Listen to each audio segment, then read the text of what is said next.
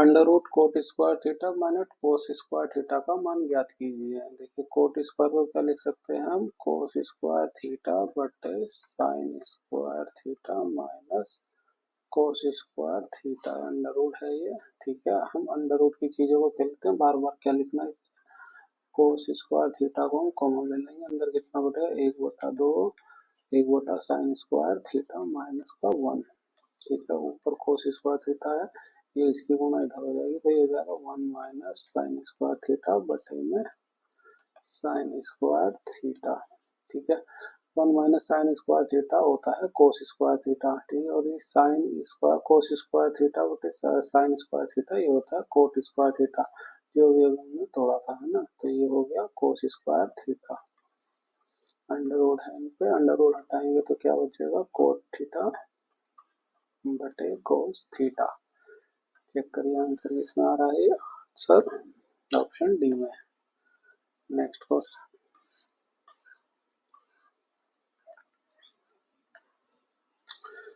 राजा अरुण से 3 गुना बड़ा है। ये है राजा, ये है राजा अरुण से 3 गुना बड़ा हो गया ना। ये वर्तमान की बात हो रही है, अगर कुछ नहीं कह रहा तो वर्तमान की ही बात है। 3 वर्ष पहले वह अरुण की तुलना में 4 गुना बड़ा था, है ना। अरुण की तुलना 4 गुना बड़ा था, 4 1 का हो गया, आज से 3 साल पहले। इसे रेशो मेथड से ही ठीक सोल्व कर लेंगे। देखिए इसका डिफरेंस आ रहा है 1, इसका डिफरेंस आ रहा है 0। पहले तो हम इसके डिफरेंस पूरा और करेंगे। कैसे करेंगे, 4 में से 1 गया 3 आया, 3 में से 1 गया 2 आया, इसकी गुणा इधर कर देंगे और इसकी गुणा इधर कर देंगे। ठीक है, ये 2 इधर करा है तो 2 की गुणा इधर हो जाएगी, 2 की गुणा इधर हो जाएगी, इधर 3 को रहा है तो 3 की गुणा इधर हो जाएगी, 3 की गुणा इधर हो जाएगी। तो नया रेशो इधर लिख लेते हैं ना। 4 दूनी हो गया 8, और ये 1 की गुणा 2 से 2 हो गया, 3 3 9, और ये 1 गुणा 3, ये 3 हो गया। ठीक है, इनका डिफरेंस कितना आया, 1 रेशो का। 1 रेशो का डिफरेंस कितने साल में आया, ये 3 साल में। 3 साल हो गया, तो आर की वैल्यू कितनी आई हमारे पास, 3। ठीक है, पूछ क्या रहा है कि राजा अब कितने वर्ष का है। राजा ये है, ये वर्तमान है, तो रेशो आ रहा है 9 गुना 3। कितना हो जाएगा, 9 3 27। ऑप्शन डी हमारा करेक्ट हो जाएगा। नेक्स्ट क्वेश्चन, यदि ये दे दिया है और ये दे दिया है तो ये कैसे होगा, है ना। देखिए 4 जोग 16, 4 गुना 4, ये भाग कर दिया तो हमारा 8 आ गया। इसमें भी 8 थी 24 हो गया, और 2 से भाग कर दिया तो 12 आ गया। तो यहाँ पे 7 7 42, 3 से भाग करें कितना आ जाएगा, 14। नेक्स्ट क्वेश्चन, अरुण एक रंगीन टीवी के लिए 16,000 रुपए एक नकद भुगतान करना चाहता है। बाला उसी टेलीविजन को 2 वर्ष बाद दे 17,776 में खरीदना चाहती है। यदि साधारण ब्याज की दर 5% वार्षिक है तो दुकानदार को कौन सा सौदा बेहतर है दुकानदार के लिए। दुकानदार तो फायदा ही देखेगा, उसमें जिसमें फायदा उसे ज्यादा दिखेगा वही सौदा उसके लिए बेस्ट है ना। ये है अरुण 16,000 रुपए में नकद खरीदना चाहता है, और ये है दूसरी कौन थी, अरुण हो गया, और बाला है ना। बाला उसे 2 साल बाद 17,776 रुपए दे के खरीदना चाहती है ना। अब क्या है कि यदि साधारण ब्याज 5%, अब मान लीजिए कि जो है अरुण से 16,000 रुपए देता है, तो दुकानदार उसे बैंक में रखेगा तो उसे जो है 5% वार्षिक ब्याज मिलेगा, है ना। तो ये 2 साल में कितना हो गया, 10%। तो 16,000 का 10% कितना हो जाएगा,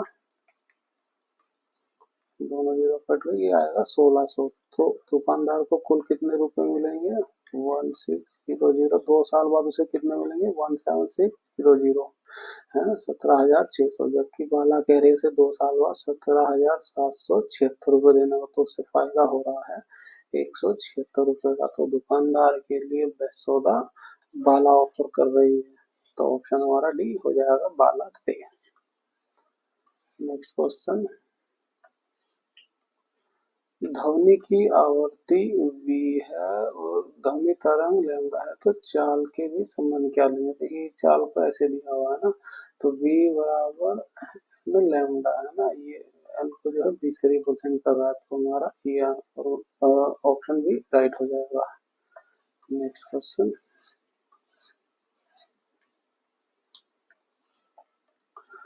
कौन सी संख्या नीचे दिए गए संबंध को सर्वोत्तम ढंग से पूर्ण करेगी?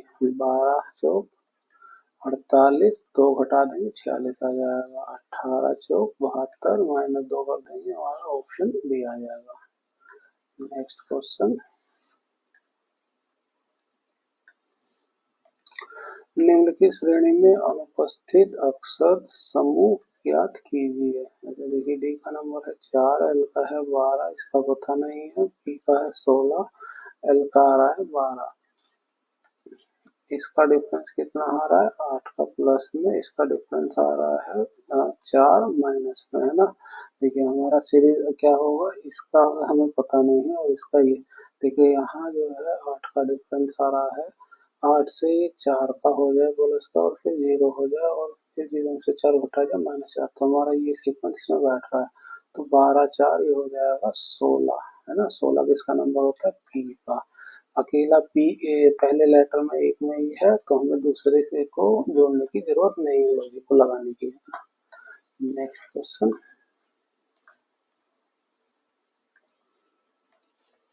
बनारस हिंदू विश्वविद्यालय किस राज्य में है? बनारस विद्यालय उत्तर प्रदेश में है। नेक्स्ट क्वेश्चन, आधार व्यास 10 सेंटीमीटर की ऊंचाई और 20 सेंटीमीटर वाले एक बेलन का, ये हमारा एक बेलन है जिसका व्यास इसने 10 सेंटीमीटर दिया, रेडियस 5 सेंटीमीटर हो गया, तो 5 सेंटीमीटर रेडियस और 20 सेंटीमीटर हाइट वाले बेलन को एक समान आधार किंतु दोगुनी ऊंचाई वाले, है ना, समान आधार लेकिन दोगुनी ऊंचाई, आधार कितना इसका भी 5, लेकिन ऊंचाई दोगुनी हो गई, 20 दे रखे तो 40 हो जाएगी, वाले शंकु में परिवर्तित करने के बाद बर्बाद हुआ पदार्थ का प्रतिशत कितना होगा? देखिए इसका वॉल्यूम निकाल लेंगे, है ना, ये बेस वॉल्यूम होगा तो इसका ज्यादा ही होगा, वो बर्बाद का पूछ रहा है तो ये कुछ वॉल्यूम कुछ कम में बना होगा, है ना। तो हम इसका वॉल्यूम निकाल लें और इसका वॉल्यूम निकाल लें, इसका परसेंटेज निकाल लें दोनों ही वॉल्यूम का। अगर ये कुछ 100% के नीचे आता है ना, जितना भी नीचे मान लीजिए उसकी वैल्यू कंपेयर करें 70% आ गया, तो उसे 100% से कंपेयर कर देंगे तो वो आएगा 30% का डिस्काउंट, तो ये 30% इसने बर्बाद कर दिया है ना। इसका निकालते हैं वॉल्यूम बेलन का कितना होता है, पाई आर स्क्वायर एच, पाई को ऐसे ही रखिए, आर स्क्वायर कितना है 5 का, एच कितना है 20, और ये शंकु कितना होता है 1/3 पाई, आर स्क्वायर कितना है 5, एच कितना है 40, है ना। अब इसका प्रतिशत निकाल देते हैं, ये ज्यादा होगा तो ये ही हमारा बेस है, इसको नीचे लिखेंगे ना, पाई 5 स्क्वायर गुणा 20, ये ऊपर आएगा 1/3, 1/3 3 नीचे आ जाएगा, 5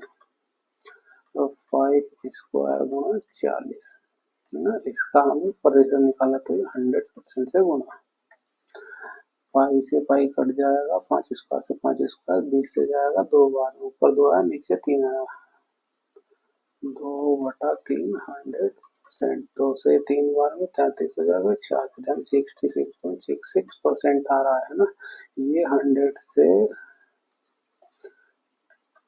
66.66 आ रहा है, तो डिफरेंस कितना है 33.33 का, यही उसने बर्बाद कर दिया है मटेरियल, है ना, शंकु बेलन को शंकु में बदलने में। क्या हो जाएगा आंसर? आंसर हो जाएगा बी 33.33%। नेक्स्ट क्वेश्चन, कराधान के निम्नलिखित सिद्धांतों में से कौन सा सिद्धांत भुगतान करने की क्षमता के रूप में जाना जाता है? वो होता है इक्विटी का सिद्धांत। नेक्स्ट क्वेश्चन,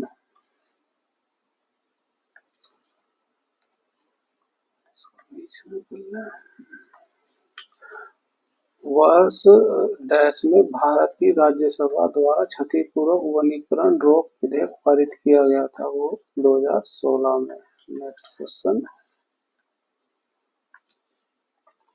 निम्नलिखित में से किस तत्व की विद्युत ऋणात्मक सर्वाधिक होगी? Chlorine, bromine, fluorine, iodine. देखिए सब एक ही ग्रुप के हैं, एक ही ग्रुप में सबसे ऊपर आएगा ब्रोमीन, फिर आएगा क्लोरीन, फिर आएगा ब्रोमीन, है ना, ऊपर फ्लोरीन होगा, क्लोरीन, ब्रोमीन और आयोडीन। देखिए एक ही वर्ग में सबसे ऊपर जो होता है उसका ऋणात्मकता ज्यादा होता है और ये नीचे की तरफ घटता जाता है एक ही वर्ग में। तो सबसे ऊपर आ रहा है क्लोरीन, इसकी जो ऋणात्मकता ज्यादा होगी, है ना। पूछता है इनमें से किसकी कम है, तो वो हो जाता आयोडीन। ठीक है, याद रखें। नेक्स्ट क्वेश्चन, अवतल लेंस के मुख्य फोकस पर मिलती हुई प्रतीत होने वाली प्रकाश किरण अपवर्तन के बाद। ये एक अवतल लेंस है, ठीक है, और ये है मुख्य अक्ष। इस पे कोई किरण ऐसे आ रही है, ये ऐसे कोई किरण आ रही है और ये लेंस से डाइवर्ज होके ये ऐसे सीधी निकल जाती है। तो ये अगर ऐसे सीधी आती है तो ये इस फोकस पे आती हुई प्रतीत होती है ना। तो ये कह रहा है अवतल लेंस के मुख्य फोकस पर मिलती हुई प्रतीत होने वाली प्रकाश किरण अपवर्तन के बाद, ये इंसिडेंट रे होगी, ये अपवर्तन के बाद हो गई, ये है ना। रे अपवर्तन के बाद कैसी निकलेगी, मुख्य अक्ष के समांतर हो जाएगी। तो ये हमारा ऑप्शन हो जाएगा ए। नेक्स्ट क्वेश्चन, निम्नलिखित में से कौन सा साबुन एक सह उत्पाद है, वो है ग्लिसरीन। नेक्स्ट क्वेश्चन, दिए गए विकल्पों में से असंगत को चुनें। स्टैम्प का है लेटर, टिकट का है ट्रेन, कार का है इंजन, इनका है पेन। देखिए लेटर पे लगाने के लिए स्टैम्प खरीदेंगे, ट्रेन पे चढ़ने के लिए आप टिकट खरीदेंगे, पेन में डालने के लिए आप रिफिल खरीदेंगे, इंक उसका, है ना। लेकिन जो है आप इंजन खरीदने के लिए कार थोड़ी ना खरीदेंगे कि जो कार खरीद ली ऐसे कि रोज रोज कार खरीद लेंगे। लेकिन आपको जरूरत होगी तो आप रेगुलर बेसिस पे खरीद लेंगे, कभी कभी खरीदी जाती है कार। तो ये असंगत हो गया, ऑप्शन बी। नेक्स्ट क्वेश्चन,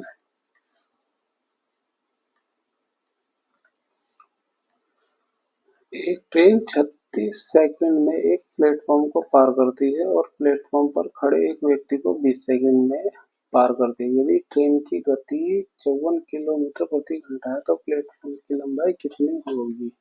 देखिए मान लेते हैं ये है वो प्लेटफॉर्म जिसकी लंबाई हम मान लेते हैं एल है, और ये है वो ट्रेन जो इससे प्लेटफॉर्म को पूरा क्रॉस करेगी ना। तो इस ट्रेन की भी कुछ लंबाई होगी, उसको मान लिया हमने एक्स।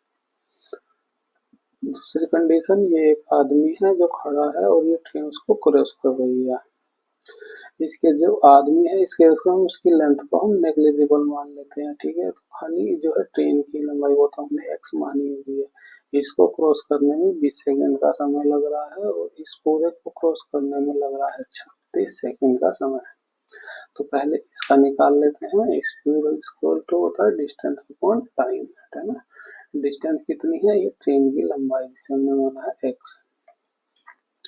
एक्स को निकाल लेते हैं, स्पीड इंटू टाइम। स्पीड कितना दिया है, स्पीड दिया है हमारा 54 किलोमीटर प्रति घंटा में, ना। इसको जो है चेंज कर लेते हैं मीटर पर सेकंड में। 54 गुना 5/18 है ना, किलोमीटर को मीटर पर सेकंड में चेंज करने के लिए 5/18, 18 से काटेंगे तो ये कटेगा 3 बार में, ठीक है। 3 से 5 की गुना करेंगे तो ये आएगा 15 मीटर पर सेकंड। ये आई हमारी ट्रेन की स्पीड, ठीक है। यहाँ पे देखिए ट्रेन की स्पीड 15, टाइम कितना लग रहा है 20 सेकंड। ये लेंथ आ गई हमारी, ऐसे ऐसे ही लिखिए 15 गुना 30 20, ठीक है। अब इसमें आ जाइए, इसमें क्या होगा, स्पीड क्या है, स्पीड हमें पता है, डिस्टेंस स्पीड निकाल लेंगे। डिस्टेंस क्या हो जाएगी, x plus L, x plus L. Speed कितनी है 15, जो अभी निकलती है हमने, टाइम लग रहा है 36 सेकंड का, ठीक है। यहाँ पे एक्स की वैल्यू रख देंगे, एक्स की वैल्यू हमने निकाली है 15 गुना 20 प्लस एल बराबर 15 गुना 36।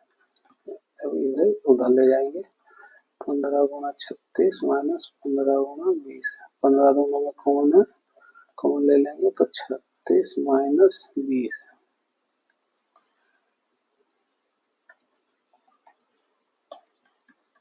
36 माइनस 20 करेंगे तो हो जाएगा 16। अब 15 की 16 से गुणा करके हमारी लेंथ निकल जाएगी। 15 को 15 से गुणा करते हैं 225 और एक 15 और जोड़ देंगे, कितना हो जाएगा ये 240। ऑप्शन सी हमारा राइट हो जाएगा। नेक्स्ट क्वेश्चन,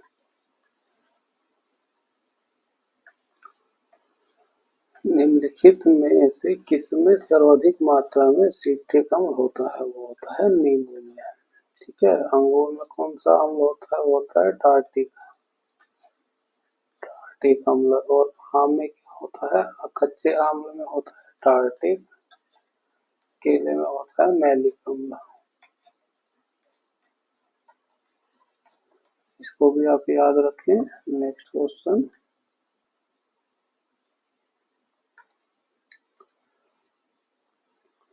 6 टाइपिस्ट 16 दिन में दिए गए एक डेटा को टाइप करते हैं ना। तो 6 टाइपिस्ट 16 दिन में डेटा को टाइप करते हैं, वो हमने मान लिया x है।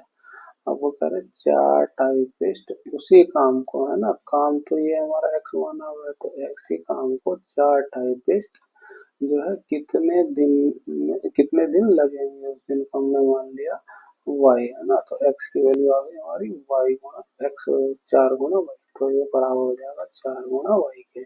4 से काटेंगे, 4 चौक 16, 6 चौक 24, तो दिन हमें लगेंगे 24। ऑप्शन बी हमारा राइट हो जाएगा। कहने का मतलब है जब काम समान हो तो ये दोनों आपस में एक दूसरे के बराबर हो जाएंगे। ठीक है, नेक्स्ट क्वेश्चन, निम्न में से कौन सा एक कीटनाशक है? वो है TNT, ट्राई नाइट्रोटोलुइन।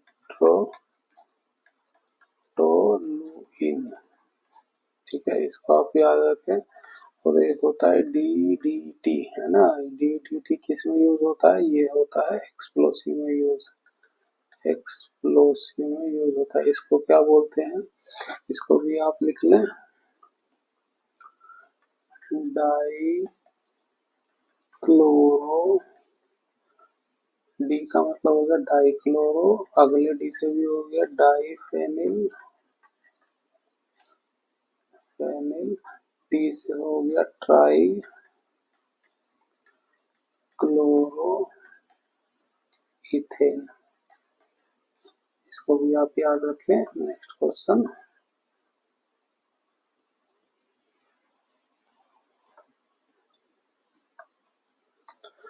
भरतनाट्यम की उत्पत्ति किस राज्य में हुई है? वो हुई है तमिलनाडु में। नेक्स्ट क्वेश्चन, यदि 3 एम्पियर की धारा 1 मिनट के लिए प्रवाहित की जाए तो इतने समय में आवेश प्रवाहित होगा। आवेश के लिए फॉर्मूला क्या था? Q बराबर आई टी। आई कितना दिया? 3 एम्पियर। टाइम कितना दिया? 1 मिनट। 1 मिनट में होता है 60 सेकंड। गुना कर दें, कितना आएगा? 6 दिया 18, 180 कूलम। ऑप्शन बी हमारा राइट हो जाएगा। नेक्स्ट क्वेश्चन, श्रेणी को पूर्ण करें। बी का नंबर होता है डी और 2, डी का नंबर होता है 4, जी का नंबर होता है 7, एल का नंबर होता है 12। इसका डिफरेंस कितना आ रहा है? 2 का। इसका डिफरेंस आ रहा है 3 का। इसका डिफरेंस आ रहा है 7, 5, 12 का। तो अगला कितना होगा? देखिए ये हमारे प्राइम नंबर है, 2, 3, 5। अगला प्राइम नंबर क्या होगा? 7। तो 12, 7 कितना हो जाएगा? 19। तो उसका 19 कितना नंबर होता है? एस का। तो हमारा सेकंड लेटर एस किसी एक में ये सिर्फ वो है डी में। हमें पहले वाले रिलेशन को निकालने की भी जरूरत नहीं है।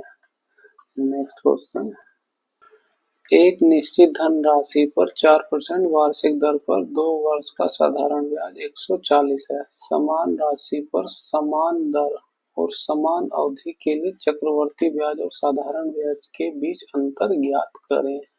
देखिए 2 वर्ष के लिए दिया तो हमारी टेबल बनेगी इस तरह से। ये 2 वर्ष के लिए हो गई पहले साल के लिए, ये हो गई दूसरे साल के लिए।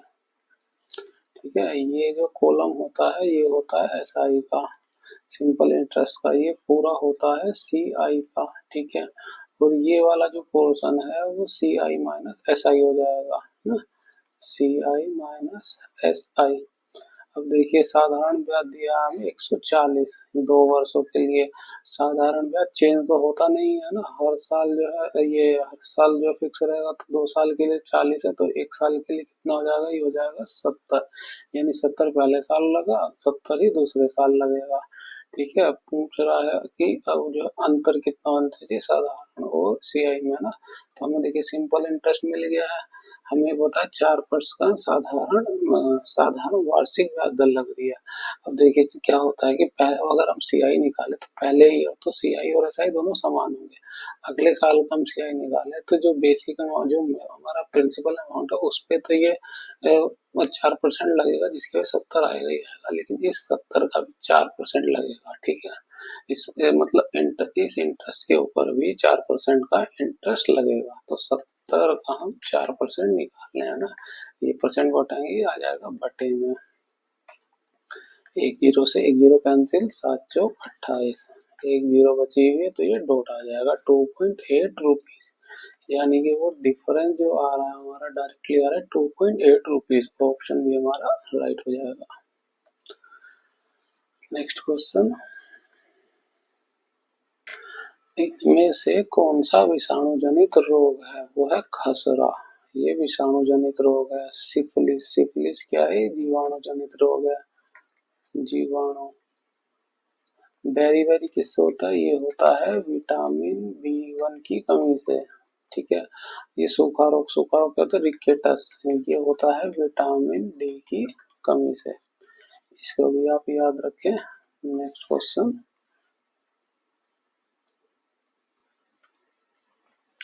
निम्नलिखित श्रेणी में लुप्त संख्या ज्ञात कीजिए। देखिए इसमें डिफरेंस कितना आ रहा है? वो आ रहा है 32 का। ठीक है, इसमें डिफरेंस कितना आ रहा है? वो आ रहा है 30 का। इसमें डिफरेंस कितना आ रहा है? वो आ रहा है कितना आ रहा है? 27 का।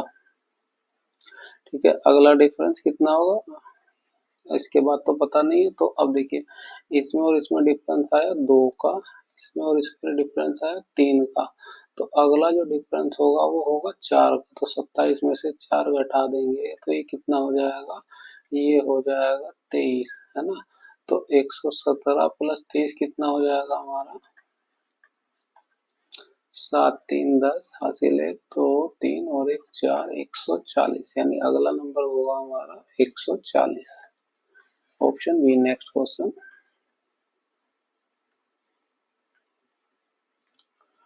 हल कीजिए 1+1/2 +1/4, और ये ऐसे कंटिन्यू चलता जा रहा है, यानी इन्फिनिटी तक जा रहा है। देखिए देख के पता चल रहा है कि ये गुणोत्तर श्रेणी है और जो हमें इसका निकालना है सम। ठीक है, कोई मतलब गुणोत्तर श्रेणी है और इन्फिनाइट तक है और हमें उसका सम निकालना है, तो फॉर्मूला क्या होता है? A/1 - R।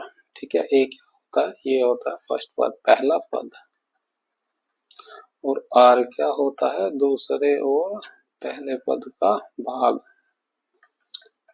1/2 को 1 से भाग करेंगे और कितना आएगा? 1/2, वो इसमें रख देंगे, और 1 का मान 1 आया है और 1 - R का मान निकला 1/2, 1 में से 1/2 घटाएंगे, ये आएगा 1/2, 1/2 हमारा ऊपर गुणा हो जाएगा, क्या हो जाएगा? 2, ऑप्शन ए हमारा राइट हो जाएगा। नेक्स्ट क्वेश्चन,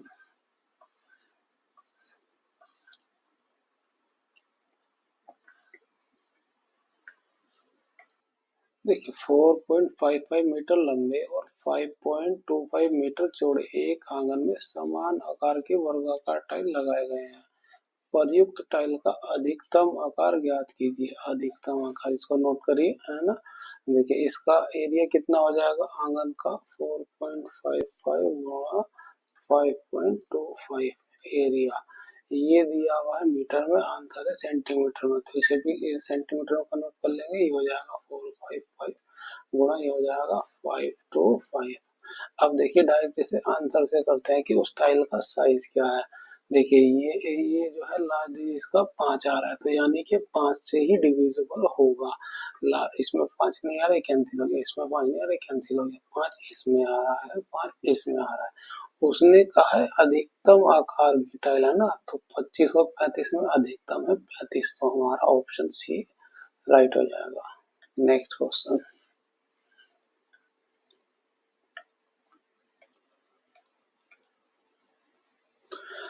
यदि 3/11 बड़ा है मतलब x बटे 3 की वैल्यू 3/11 और 7/11 के बीच में है, तो निम्न में से कौन सा x का मान होगा।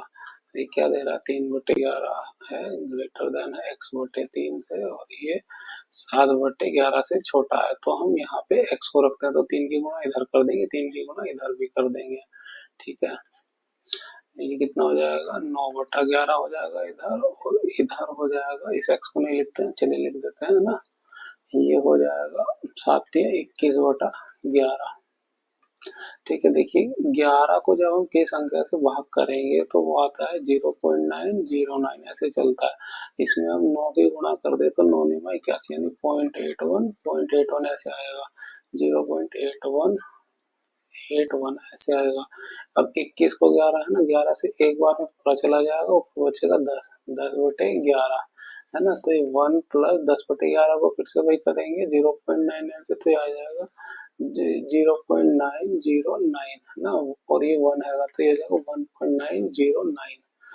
तो ये हो गया x 1.909। अब जो हमारा x का मान 0.8 से 1.9 के बीच में जो ऑप्शन में होगा वो हमारा राइट हो जाएगा।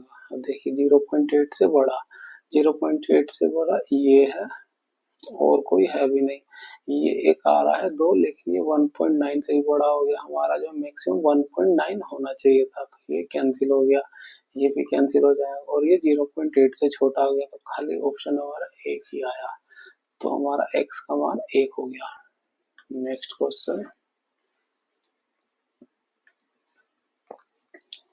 WHO ने गैर संक्रामक रोगों की रोकथाम और नियंत्रण के लिए डैश पहल की शुरुआत की, वो है be healthy be mobile, option B हमारा राइट हो जाएगा। नेक्स्ट क्वेश्चन, हवा से कांच के प्रिज्म में प्रवेश करने पर प्रकाश की किरण किस ओर झुक जाएगी। देखिए हवा हो गया एक सरल माध्यम है ना, ऐसे ऐसे लिखिए, लो डेंस मीडियम हो गया ये, और ये हो गया high dense compare to air. तो इस केस में क्या होगा कि ये कोई हमारा सरफेस हो गया है ना, इसके ऊपर ये सरल माध्यम लो डेंस मीडियम है, और ये उसके नीचे जो हाई डेंस मीडियम हो गया। तो कोई किरण अगर ऐसे आ रही है अभिलंब से, तो ये हमारा अभिलंब है, अभिलंब है। तो जब लो डेंस से हाई डेंस की ओर जाती है तो ये अभिलंब की ओर झुक जाती है ना। तो हमारा आंसर क्या हो जाएगा कि वो प्रवेश करने वाली प्रकाश की किस ओर झुक जाएगी, वो झुक जाएगी अभिलंब की ओर, ऑप्शन भी हमारा राइट हो जाएगा। नेक्स्ट क्वेश्चन, केल्विन पैमाने पर लिए गए ताप को सेल्सियस पर बदलने के लिए आपको दिए गए तापमान में डैश होगा, वो होगा 273 को घटाना है ना। किसी चीज को केल्विन में अगर निकालना है, डिग्री सेल्सियस में वैल्यू है, तो उसमें हम 273 जोड़ देते हैं। अब ये कह रहे हैं केल्विन पैमाने में लिया गया है, उसे सेल्सियस में कन्वर्ट करना है, तो केल्विन माइनस 273 करना होगा, हमारा डिग्री सेल्सियस में आंसर आ जाएगा। नेक्स्ट क्वेश्चन,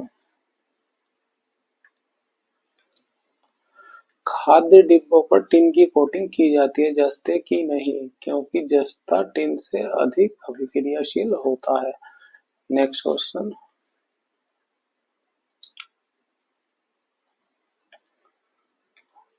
दी गई आकृति में कितने वर्ग हैं। देखिए इनको कैसे निकालते हैं, 1 2 3 4 5, ऐसे नंबर नीचे लिखिए, 2 ये 3, अब मैक्सिमम नंबर क्या है 5, और इधर क्या है 3, तो लिखिए 5 गुणा 3 है ना। हमने रो का मैक्सिमम नंबर ले लिया, और जो है वर्ग का है ना कॉलम का ले लिया मैक्सिमम नंबर 5 और 3, ये हो गया। अब उसके बाद अगला नंबर लेंगे इससे घटाते हुए, ये 4 और ये 2, फिर उसके बाद अगला एक और घटाते हुए ये आ जाएगा 3, ये आ जाएगा 1, उसके बाद एक और घटाएंगे तो आ जाएगा 0, तो 0 से 0 गुणा करेंगे कोई वैल्यू नहीं आएगी, तो बस वहां तक रुक जाएंगे है ना। इसकी गुणा करें 5 3 15, 4 दूनी 8 है, 3 3 एकम 3, तो ये कितना हो गया 15, और 8 कितना हो गया 23, 23 और 3 26, यानी कि इसमें कुल वर्ग है 26। ऑप्शन डी हमारा राइट हो जाएगा। Next question,